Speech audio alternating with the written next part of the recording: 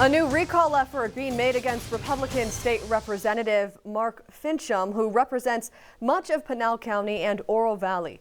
News 4 Tucson's Corus Nylander explains why a petition has been started to get him out of office and how the Republican Party is responding in tonight's investigation.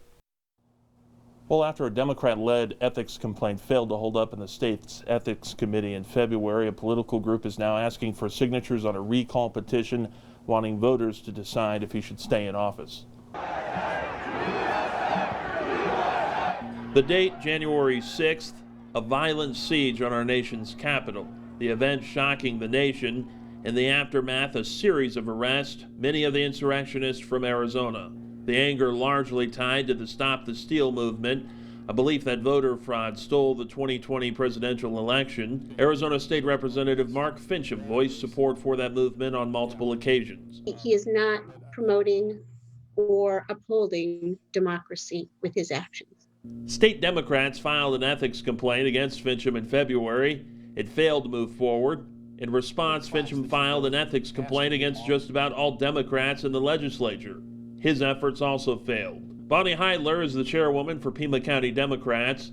She believes Finchem violated his oath of office. Well, he showed up at the insurrection. It appears he was actually paid to be at the insurrection by the then president.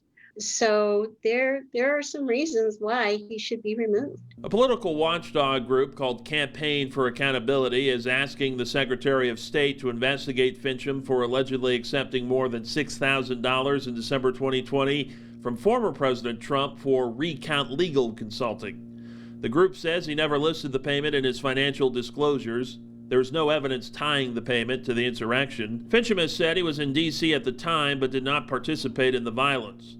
We offered Mark Finchem an opportunity to share his side of the story. In an email, he said no comment on advice of legal counsel. Leading the recall effort is the group Rural Arizona Action, led by its co-executive director, Pablo Correa, who filed the recall effort with the Secretary of State last week.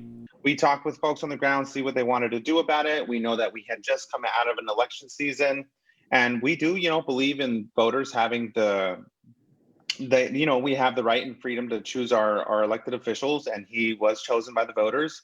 We feel like the actions he took on January 6th kind of changed that. But they have their work cut out for them. To move forward with the recall, they will need around 25,000 signatures only from people who live in Finchem's District 11. It's an historic effort. A recall of that size has never been done. The last comparable recall, and the only recall, I believe, of a state legislator in Arizona history was just over 7,000 signatures. And so gathering those signatures from a rural area is going to take a large effort. The Pima County Republican Party isn't worried about it. Chairwoman Shelley Keiss expects it to fail. While I understand there's always an interest in trying to gain more seats in the legislature, I just don't believe there's any grounds for this. She stands by Mark Finchem. I have absolutely no issues with anyone who's voicing their First Amendment rights. He absolutely has a right to believe as he believes and to say so. Finchem has said he has evidence of election fraud, but all these months later has yet to present it. I reached out to the Arizona Attorney General's office. They say Finchem has never met with them about it, and they encourage anyone with information about election fraud to report it to their office. As far as the recall petition, those 25,000 signatures are needed by July 8th. If you have a story you'd like us to investigate, reach out to us at investigators@KVOA.com or call our tip line at 955-4444. Investigating for you, Corus Nylander, News 4 Tucson.